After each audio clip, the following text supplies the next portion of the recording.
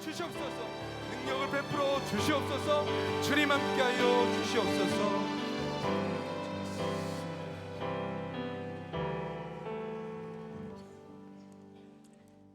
다 함께 찬송가 151장을 찬양하겠습니다. 찬송가 151장입니다.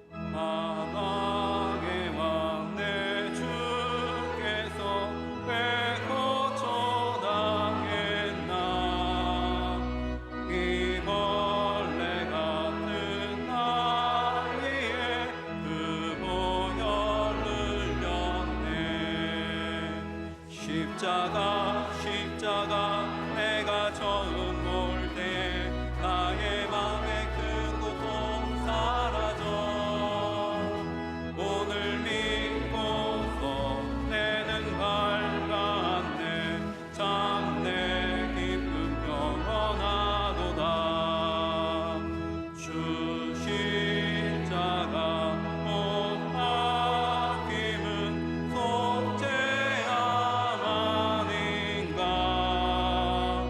그 긍휼함과 그 은혜 말할 수 없도다 십자가 내가 처음 볼 때에 나의 맘에 큰 고통 사라져 오늘 믿고서 내 눈 밝았네 참 내 기쁨 영원하도다 눈으로도 그 큰 은혜 갚을 수 없네 나 주님께 몸 바쳐서 주의 일 힘쓰리 십자가 내가 처음 볼 때에 나의 맘에 큰 고통 사라져 오늘 믿고서 내 눈 밝았네 참 내 기쁨 영원하도다 오늘 우리에게 주시는 하나님의 말씀은 신약성경 누가복음 3장 21절부터 23절까지의 말씀입니다. 신약성경 누가복음 3장 21절에서 23절까지의 말씀입니다. 이 말씀을 저와 여러분이 한 절씩 교독하시고 23절은 함께 읽겠습니다. 백성이 다 세례를 받을새 예수도 세례를 받으시고 기도하실 때 하늘이 열리며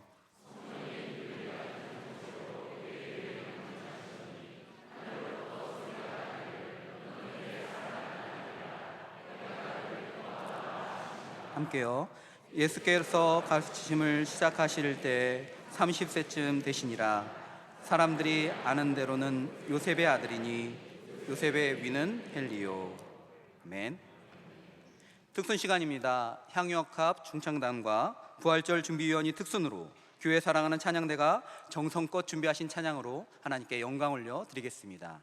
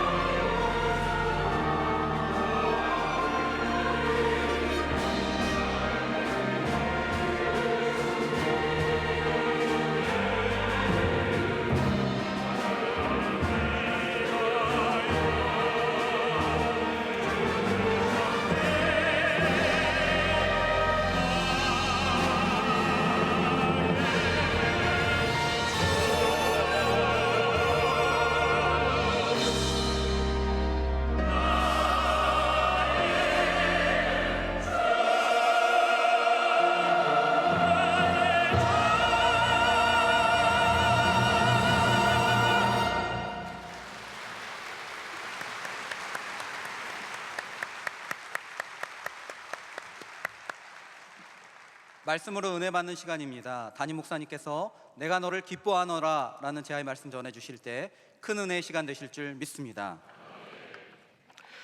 오늘 우리는 본문에서 예수님께서 세례 받으시는 장면을 만납니다. 마태복음에 조금 더 자세하게 기록이 되어 있지만 세례 요한의 사역을 구체적으로 나누고 있는 이 누가복음에서 우리는 다시 예수님께서 세례를 받으시는 내용을 보게 됩니다.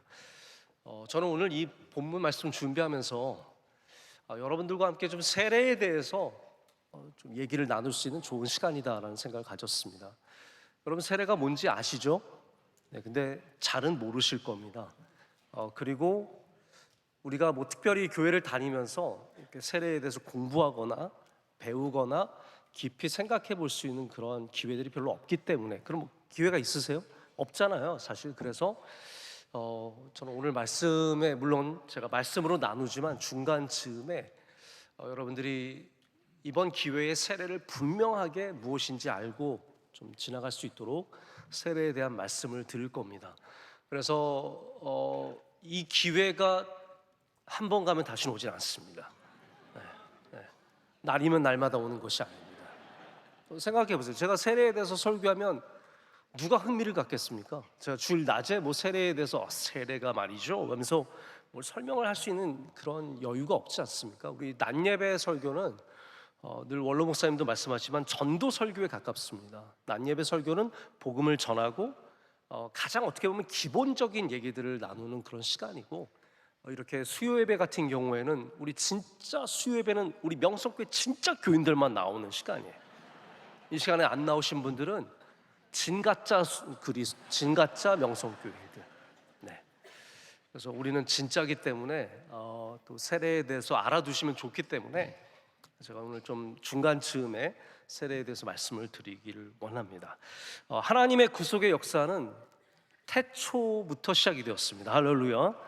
하나님께서 어느 날 마음을 먹으시고 인간을 구원해야겠다가 아닙니다. 하나님은 태초부터 우리를 사랑하셨고 우리를 구원하시기를 원하셨고, 우리가 아직 죄인 되었을 때, 할렐루야, 우리가 아직 죄인 되었을 때 우리를 사랑하셔서 아들 예수 그리스도로 말미암아 우리를 구원하시기를 원하신 겁니다. 그래서 하나님의 마음은 예전이나 지금이나 항상 같으십니다. 우리를 사랑하십니다. 그래서 하나님의 구속의 역사는 오래되었다는 의미보다 같다라는 의미가 더 중요합니다. 다시 말해서 예전부터 그 마음을 갖고 계셨어라는 그것보다 더 중요한 건 뭐냐면 하나님의 마음은 항상 우리를 사랑하셨고 예수 그리스도를 우리 가운데 보내주시기를 계획하셨다는 겁니다. 그래서 하나님께서 이 땅 가운데 예수를 보내시는 사건이나, 그리고 우리 누가복음에 계속해서 강조되고 나오지만 예수님께서 이 땅에 어린 아이로 사셨던 모습이나, 그리고 심지어는 예수님께서 우리 십자가에 달리시는 그 모든 모습까지 하나님의 마음이 담겨 있습니다. 그 마음이 무엇이냐면 임마누엘입니다. 임마누엘. 여러분, 임마누엘이 무엇입니까? God with us. 하나님이 우리와 함께 하신다. 우리와 함께 하시는 하나님이 그냥 어느 날 하나님의 마음에 툭 튀어나온 것이 아니라 하나님은 예수 그리스도의 삶 처음부터 끝까지 그 마음을 담아주셨습니다. 그래서 예수님께서 이 땅에 오실 때 요한복음이 그렇게 말하지 않습니까? 말씀이 육신이 되어 우리 가운데 거하심에. 이것은 예수님께서 바로 하나님의 아들이 우리 가운데 육신의 몸을 입고 육신을 입고 오셨다는 것을 말합니다. 그리고 우리가 누가복음에서 몇 달 전에 얘기 나눴던 것처럼 예수님은 어린 시절을 이 땅 가운데서 우리와 똑같은 모습으로 보내셨어요. 예수님이 태어나자마자 걷기 시작하고 말하고 능력을 행하셨다는 것이 아니라는 겁니다. 예수님은 갓난아이의 모습으로 이 땅 가운데 보내셨고 어린아이의 그 모든 연약함을 경험하셨습니다. 그 메시지가 무엇입니까? 하나님께서 우리와 함께 하신다. 우리를 위해서 연약해지셨다라는 겁니다. 우리를 위해서 약해지셨다. 여러분, 하나님의 능력은 강함에만 있는 것이 아닙니다. 하나님께서는 우리를 위해 친히 약해지셨습니다. 친히 힘을 내려놓으셨습니다. 예수님이 이 땅에 오셨다는 사건은 그냥 신이 오셨다가 아니라 신이 이 땅에 오셔서 우리와 같이 되셨다. 그래서 맞으면 아프시고, 밥을 드시지 못하면 배고프시고, 슬프시고, 이게 다 우리와 똑같이 경험됐다는 거 아니겠습니까? 그 하나님의 메시지가 오늘 이 세례의 자리에서도 똑같이 나타나는 겁니다. 왜냐하면 여러분 보세요. 오늘 말씀을 보면 뭐라고 되어 있냐면 백성이 다 세례를 받을세예요. 이 말이 무슨 말입니까? 여기 죄 있는 사람들이 다 세례를 받는데 거기에 누가 세례를 지금 받는 거예요? 예수님께서 세례를 받으시는 거예요. 여러분 이게 이해가 되십니까? 많은 분들이 궁금해하세요. 여러분들은 궁금하지도 않으시죠? 왜 예수님이 세례를 받으셨는가? 한번 생각해. 왜 예수님 세례를 받으세요? 예수님 세례를 받으셔야 합니까? 아니에요. 예수님은 솔직히 세례를 안 받으셔도 아무 상관이 없습니다. 세례의 의미가 무엇입니까? 죄사함이잖아요. 변화잖아요. 예수님이 무슨 죄사함 받으실 게 뭐가 있으며 예수님이 변하실 게 뭐가 있어요? 아무것도 필요 없으세요. 그런데 예수님께서는 죄인들과 똑같이 세례를 받으셨어요. 이게 무슨 의미가 있습니까? 여기에 임마누엘이 있다는 것. 내가 그 죄인들과 함께 하겠노라. 예수님은 그래서 백성들과 함께 세례를 받으신 겁니다. 나는 하나님이니까 너희랑 달라. 너희랑 수준이 다르지. 나는 죄가 없으니까 너희랑 전혀 차원이 다르지. 내가 어떻게 너희와 같이 물에 들어가서 세례를 받겠니? 나는 그런 거 필요 없어가 아니라는 겁니다. 하나님의 메시지는 일관적이라고 말씀드렸어요. 임마누엘, 우리와 함께 하시는 겁니다. 그래서 우리와 같이 태어나셨고, 우리와 같이 어린 시절을 보내셨고, 우리와 같이 청년기에 들어. 그래서 누가복음에 예수님께서 몇 세에 사역을 시작하셨다고 되어 있습니까? 30세쯤. 이거 어디 있는지 아셨어요? 왜 예수님이 우리가 공생에 30세에 시작했는지 어디서 근거를 여기서 가져오는 거예요. 예수님은 나이가 있으세요. 왜냐하면 우리와 같은 몸으로 오셨기 때문이에요. 이것도 똑같은 겁니다. 너희 죄 많은 너희들이 세례를 받는데 나도 똑같이 너희들과 같이 되어서 세례를 받으시겠다는 거예요. 자, 이제 아시겠어요? 예수님이 죄가 있으셔서 받으신 것이 아니라 우리 죄인들과 함께 하시기 위해서 주님께서 세례를 받으셨다는 겁니다. 여러분, 우리 고전적인 이야기들, 그런 이야기들, 동화나 전 세계적으로 비슷한 이야기들이 많은데 어떤 이야기가 있냐면 왕이에요. 왕이 평민의 옷을 밤에 갈아입고 나가서 세상을 돌아보는 이야기가 있어요, 없어요?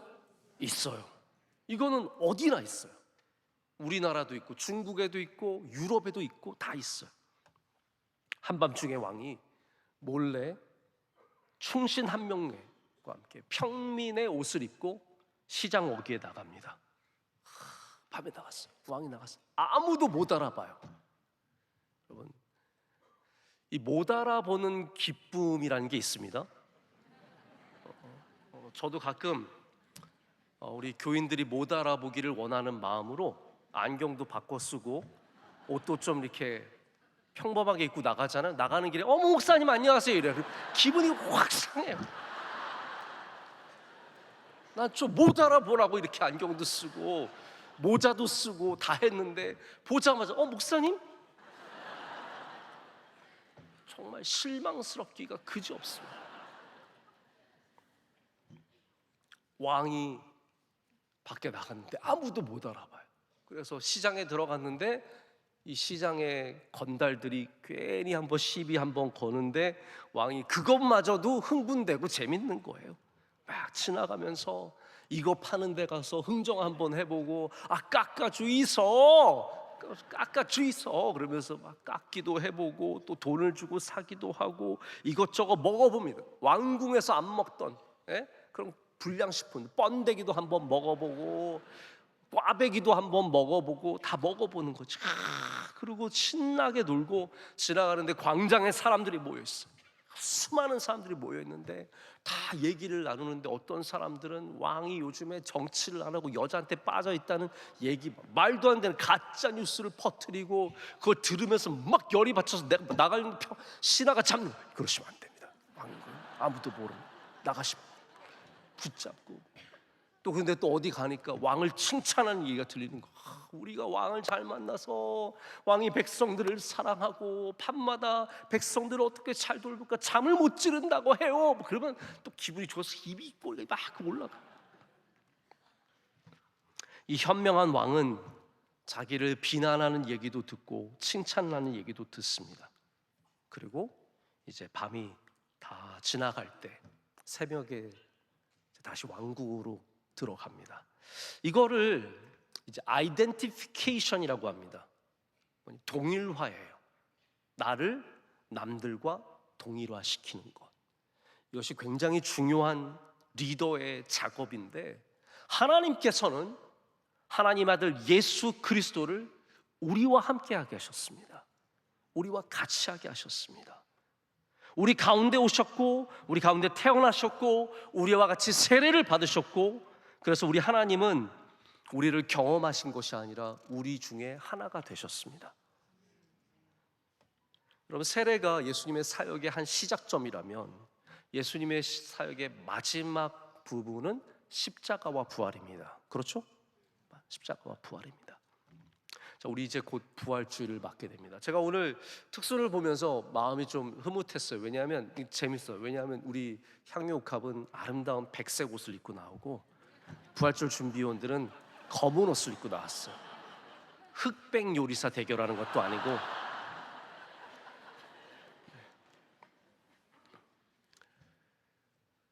근데 둘 다 부활주일이에요. 왜냐하면 검은 옷은 우리 예수 그리스도의 죽음을 상징하고 흰 옷은 예수 그리스도의 부활을 상징하기 때문이에요. 할렐루야. 그 짜고 치는 고스톱도 이렇게 못 칩니다. 너무 하나님께서 오늘 특순 가운데 은혜를 주셨습니다. 이제 곧 부활주일을 맞게 되는데 예수님께서 금요일 오전에 9시경에 십자가에 달리십니다.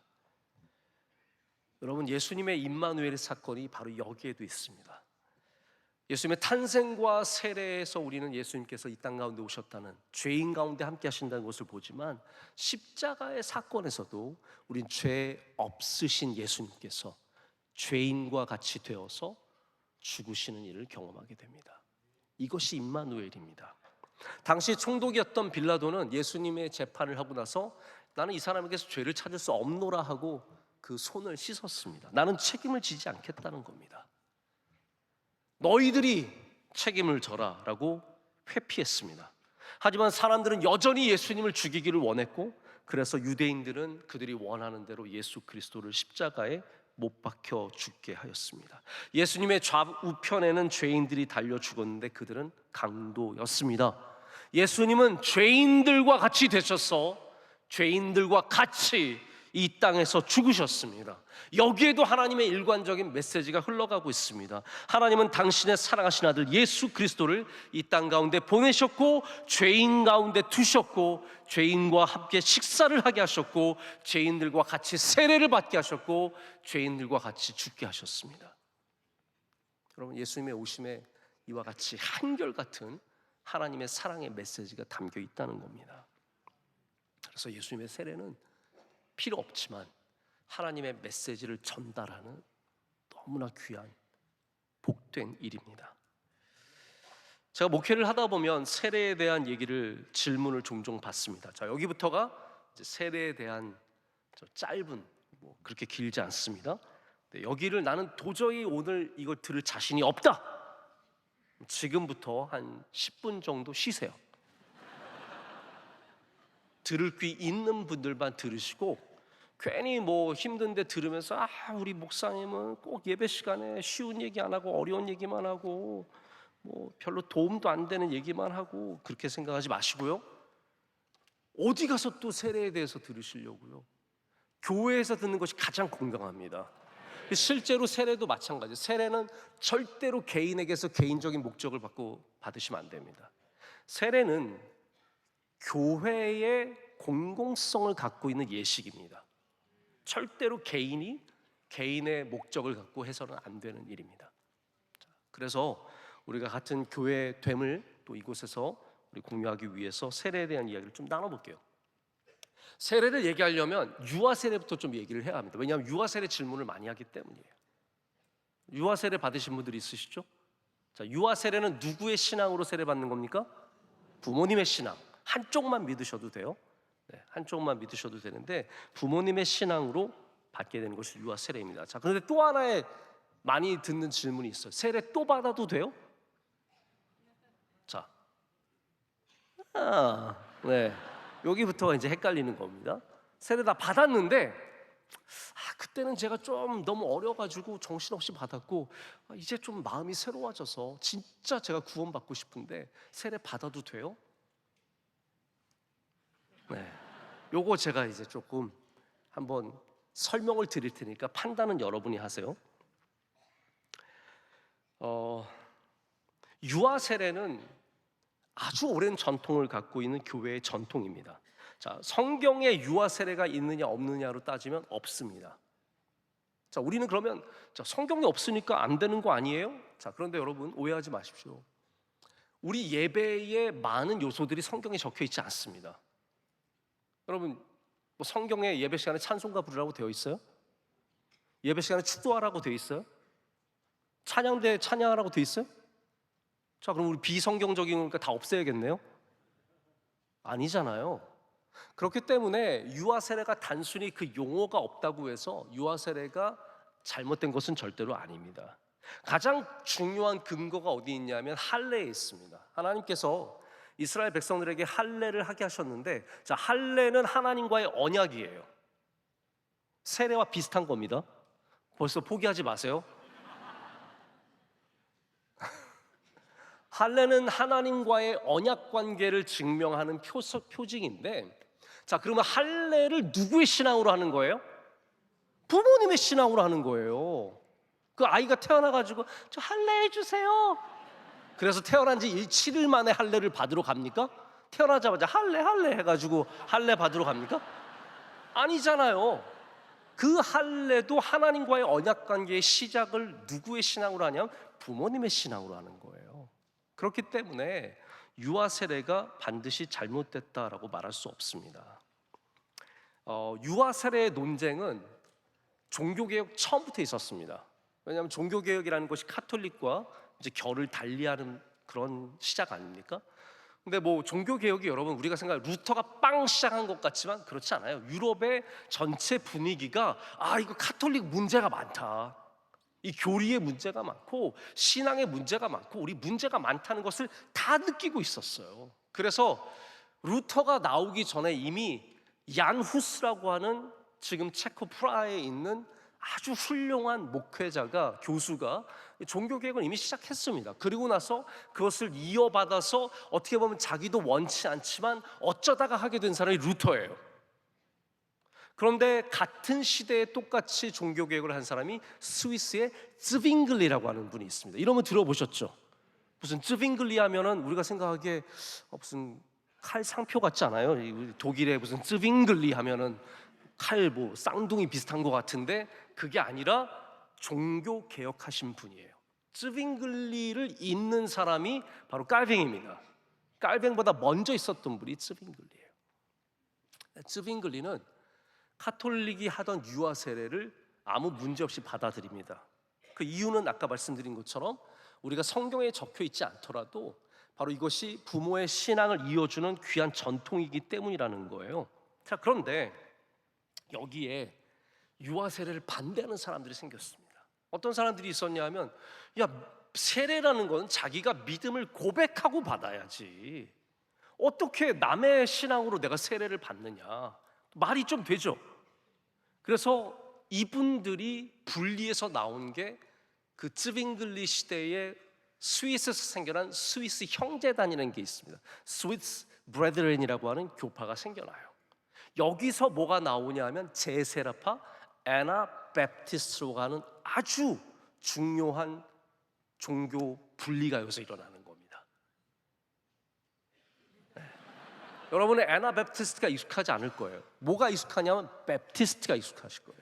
베프티스트는 침례교입니다. 그렇죠? 근데 침례교가 유아 세례가 없습니다. 왜냐하면 침례교는 애나베프티스트처럼 아주 극단적이진 아주 극진보적이진 않았어요. 애나베프티스트의 전통을 정말로 잇는 사람들은 미국의 메노나이트라든지 이런 사람들이 이어가게 되고, 그들의 유아 세례의 논쟁을 이어간 사람들은 지금의 침례교단이에요. 침례교는 유아 세례가 없습니다. 침례교는 그래서 여러분들 장로교에서 유아 세례 받고 침례교 가면 다시 세례 받으셔야 돼요. 왜냐하면 나의 신앙으로만 세례를 주기 때문이에요. 자, 여기에 대해서 다시 말씀. 그래서 침례교가 많은 분들이 오해하시는데, 침례교는 지극히 깔뱅주의입니다. 우리 개혁교단과 신학은 똑같아요. 왜냐하면 같은 뿌리를 두고 있으니까. 스윙글리와 같은 뿌리를 두고 있으니까. 그런데 이 유아 세례 때문에 그 문제로 나가게 되고 회중교회가 되면서 이제 베프티스트라고 하는 교회가 되는 거죠. 여기 이제 후프마이어라고 하는 사람과 스윙글리 간에 큰 논쟁이 일어납니다. 자, 후프마이어는 아까 말씀드린 것처럼 성경에 유아 세례가 없다. 왜 유아 세례를 받자고 하느냐? 오직 믿는 사람들만 받을 수 있다. 근데 여러분, 아까 말씀드린 것처럼 성경에 없는 요소들이 이미 우리 신앙 안에 중요한 전통으로 많이 있습니다. 그리고 여러분 기억나세요? 바울이 빌립보에서 감옥에서 기도하고 찬양했을 때 감옥이 흔들리고 나오게 되죠. 이 사건 기억하십니까? 바울과 실라가 나오게 되는데, 그때 간수가 야, 나 죽었구나, 이제 끝났구나 하고 자결하려고 하는데 바울이 그들을 말리고, 그리고 간수가 그것 때문에 예수님을 믿게 되고 바울이 그 집에 가서 온 집안에 세례를 다 줍니다. 여기 아이가 있을까요? 없을까요? 있다라는 거예요. 그렇기 때문에 초대교회부터 이 아이들에게 세례를 주는 것은 있었다라고 말할 수 있습니다. 그런데 후프마이어는 이렇게 주장하는 거예요. 여기 순서가 있지 않냐? 우리가 먼저 믿음을 갖고, 그리고 회개하고, 그리고 믿음을 고백하고 세례를 받고, 자, 순서가 세례를 받고가 나중에 오는 거예요. 그리고 선한 삶을 살아가는 것을 우리가 그것을 믿음이라고 하지 않느냐? 스빙글린이 이렇게 말합니다. 그것이 일반적인 순서일 수 있다. 그러나 세례를 받은 후에도 우리가 믿음을 더 갖게 될 수도 있고 더 구원받을 수도 있다. 그러니까 이것을 어떠한 순서로 따지면 안 된다. 세례를 먼저 받는 것이 아무 문제가 없다. 이해가 되십니까?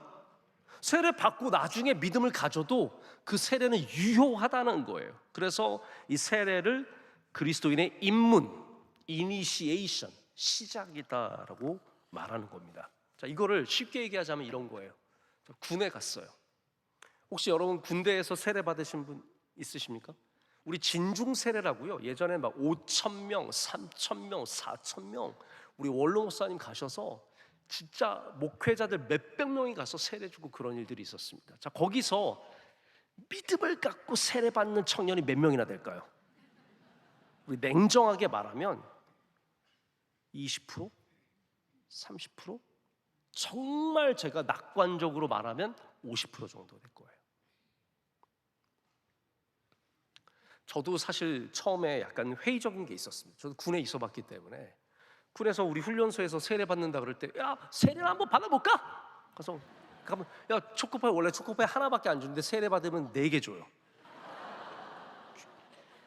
여러분, 초코파이는 훈련소에서 100만 원보다 귀합니다. 이거를 안 받을 이유가 없는 거예요. 그래서 진짜 어떤 애들 가운데는요, 뭐 법당에 가서 하나 얻어오고 교회 가서 하나 얻어오고 초코파이 파리하러 다니는 애들 얼마나 많이 파이 계속 모으는, 그래서 받는 애들도 있거든요.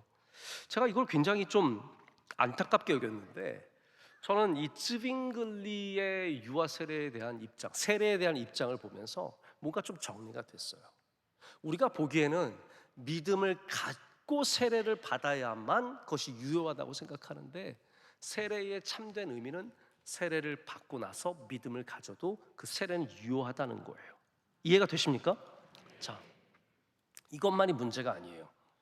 요즘에 우리 장로교 통합 측에서 우리 교단입니다. 이 세례나 이런 것들에 대해서 굉장히 많이 바뀌었어요. 이런 거 바뀌는 거 보면은 제가 무슨 생각을 보면, 아니 20년 전이랑 지금이랑 나이도 바뀌고 이런 것들이 바뀌면 뭐가 맞는 거야? 예전엔 틀리고 지금은 맞고. 그렇잖아요, 여러분.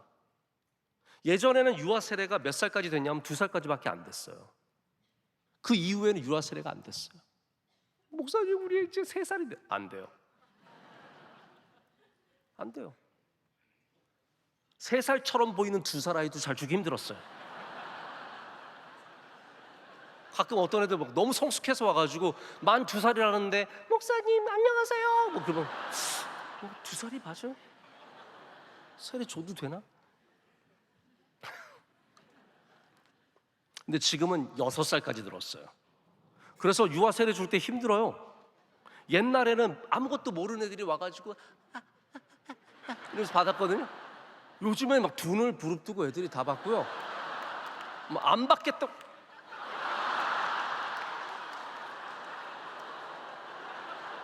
이런 애들도 있어요. 유아 세례 주기가 까다로워졌어요. 이제는 이 유아 세례, 유아 같은 맛이 있어야 되잖아요. 애기 같은 맛. 그게 다 사라졌어요. 다 큰 애들이 와가지고 이게 성인 세례와 뭐가 다른지 잘 모르겠어요. 또 뭐가 맞아요, 여러분? 뭐가 유아 세례예요? 나이가 바뀌면서 달라졌어요. 심지어는 여러분 뭐가 달라졌냐면요, 우리 교단에, 저도 이거 몰랐던 법인데 아동 세례가 가능해요. 모르셨죠? 우리 교는 안 하니까. 아동 세례는 뭐냐면 유아 세례를 6세까지 받을 수 있잖아요. 7세부터는 아동 세례를 받을 수 있어요. 7세부터 만 13세. 제가 그래서 이 아동 세례를 우리도 시작해야 되나. 우리 교단에서는 그래서 성찬에 어린이들도 참여할 수 있습니다. 자, 보세요. 이게 뭐가 맞는 거예요? 30년, 40년 전에 안 된다 그랬잖아요. 근데 왜 이제는 돼요? 자, 이런 걸 보면은 절대적인 것은 없는 겁니다. 세례에. 이해가 되세요? 제가 교단법을 무시하려는 것이 아니라 여러분이 세례를 너무 교리적으로 판단하시면 안 된다는 거예요. 어떤 분은 세례를 다시 받기를 원하는 분이 있어요. 제가 아까 처음에 했던 질문입니다. 저 세례 다시 받아도 돼요? 자, 여기에 대해서 여러분 좀 자유하세요. 받으면 된다, 안 된다, 큰 의미가 없습니다. 자, 한 예를 들어 드릴게요. 나 이러다 그 교단에서 이단으로 심판받을까 봐 좀.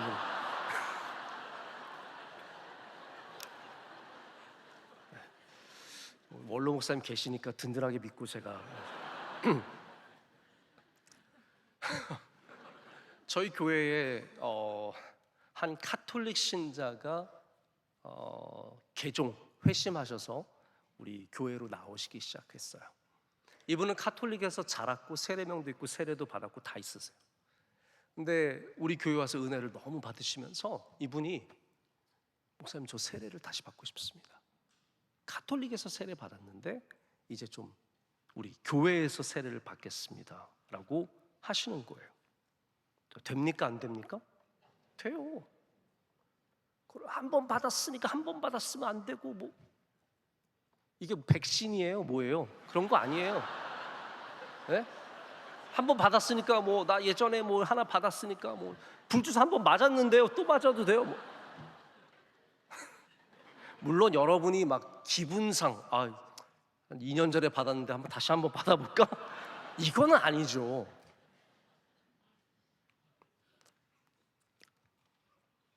어떤 분은 목사님, 저 군에서 세례를 받았는데 그때는 너무 제가 정말 철없이 무식하게 받았습니다. 저는 그때 제대로 된 신앙 고백도 못했습니다. 저 진짜 이제는 정말 제대로 한번 세례 받아보고 싶습니다. 그러면 저는 그것도 오케이라고 생각해요. 그거를 물론 우리가 설득해서 안 받으셔도 돼요. 이해가 되세요? 안 받으셔도 전혀 상관없는 거예요. 왜냐하면 그때 세례도 이미 아까 스빙글리가 말한 것처럼 순서가 바뀌어 있을 뿐이지 우리의 구원받는 것에 분명 역할을 하고 있기 때문이에요. 그러나 여러분이 만약에 꼭 세례를 다시 받아야겠다면 가능한 거예요.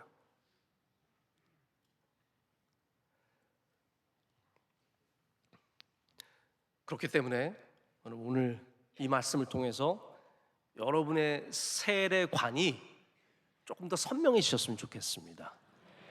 세례는 우리의 죄 사함을 받는 표식입니다. 그러나 이것에 어떤 절대적인 의미는 없습니다.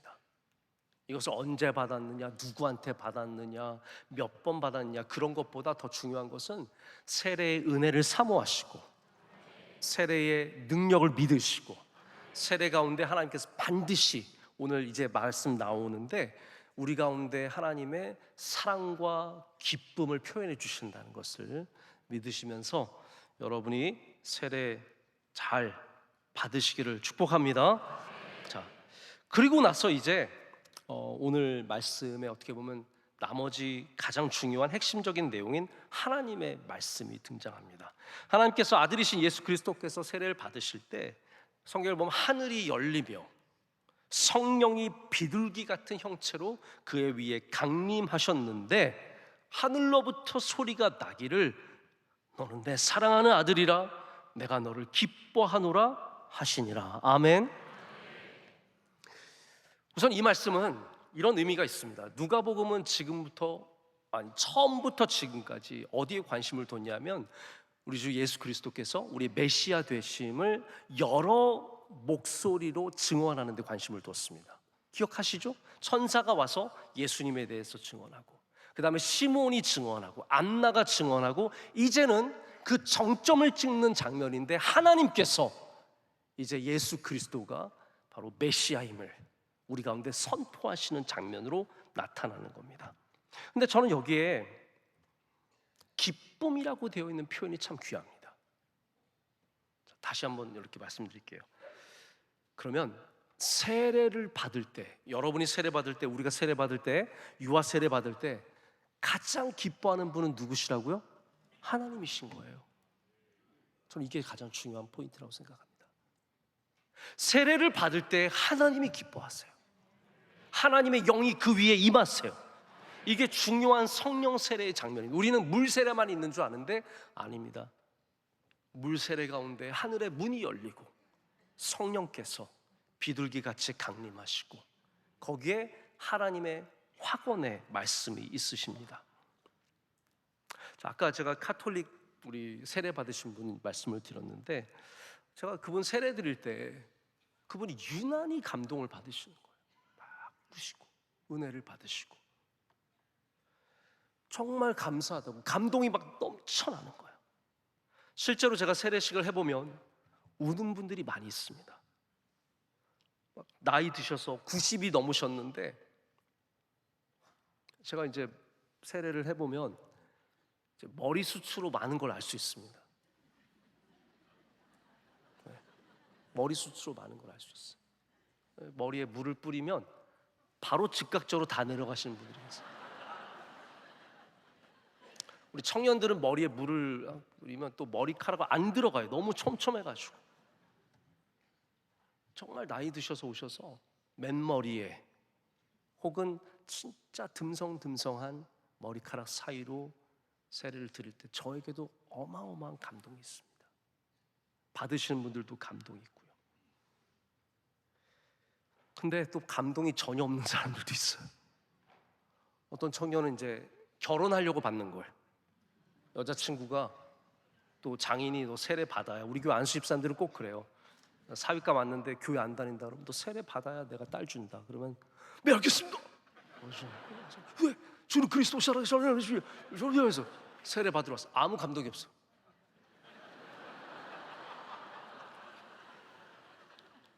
어떤 학생은 엄마가 끌고 와서 이제 세례를 받는 거예요. 아멘. 받아. 근데 그때도 기뻐하는 사람들이 있습니다. 누구냐면 여자친구가 기뻐해요. 엄마가 기뻐해요. 보십시오. 우리가 세례 받을 때 정말로 기뻐하신 분 하나님이세요. 우리가 감동이 많든 적든 우리가 기쁘든 안 기쁘든 진짜 기뻐하시는 분 하나님이시라는 거예요. 이게 세례의 핵심입니다. 그래서 내가 감동을 얼마나 받았느냐, 사실 이거보다 훨씬 더 중요한 문제가 하나님께서 기뻐하신다는 사실입니다. 여러분, 다 세례받을 때 어마어마한 성령의 감동이 막 쓰나미처럼 밀려오고 그럼 얼마나 좋겠습니까? 그러나 그러지 않을 때에도 마치 아들이 상 받으러 올라가면 아들은 막 상 받았다고 좋아하지만 그 아빠가 더 좋아하거든요. 이번에 우리나라의 동계올림픽 때 우리 여학생 하나가 금메달을 땄습니다. 최가훈인가? 네. 그래서 스노보드에서 금메달을 땄어요. 부상도 있고 그랬는데 금메달을 땄어요. 걔가 좋아서 미치는데 제가 보니까 아빠는 좋아서 갔어요, 완전히.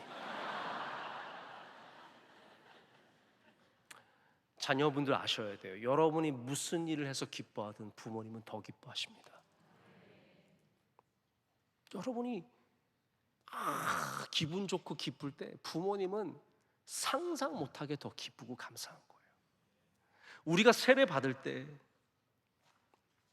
하나님께서 가장 기뻐하십니다. 그래서 우리는 세례를 귀하게 여겨야 합니다.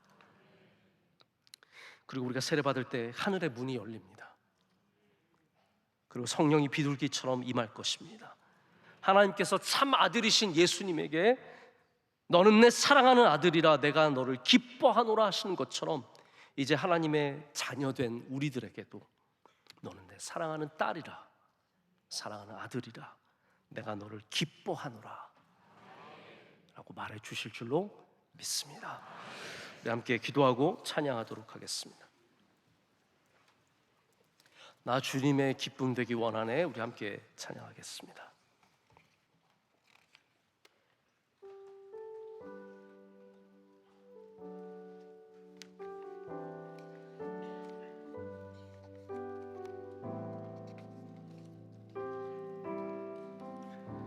나 주님의 기쁨 되기, 나 주님의 기쁨 되기 원하네. 내 마음을 새롭게 하소서.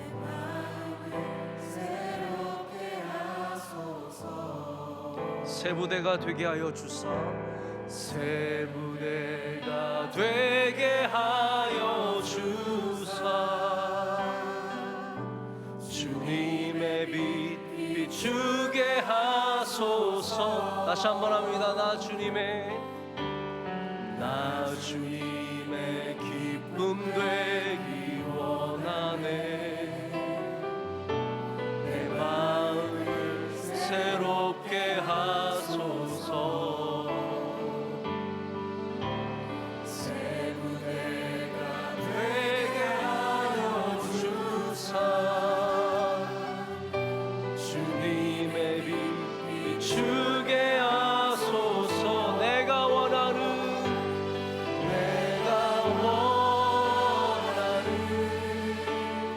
한 가지, 주님의 기쁨이 되는 것. 내가 원하는 한 가지, 주님의 기쁨이 되는 것. 2절합니다. 겸손히 내 마음 드립니다. 겸손히 내 마음 드립니다. 나의 모든 것 받으소서. 나의 맘에 굳게 씻어주사. 주의 길로 행하게 하소서. 내가 원하는 한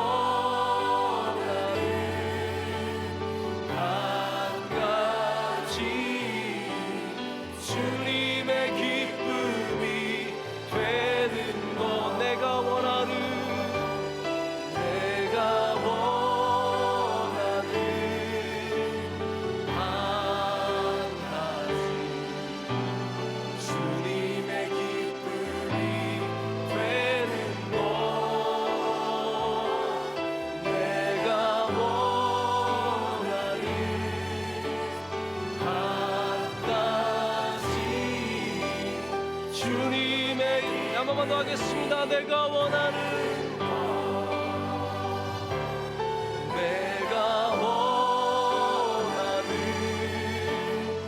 한 가지 주님의 기쁨이 되는 것 내가 원하는 한 가지 주님의 기쁨이 되는 것 이제는 우리 주 예수 그리스도의 은혜와 한없는 하나님의 사랑과 보혜사 성령님의 주시는 한없는 임마누엘의 은혜가 우리 모두에게 함께 하시기를 축원하옵나이다.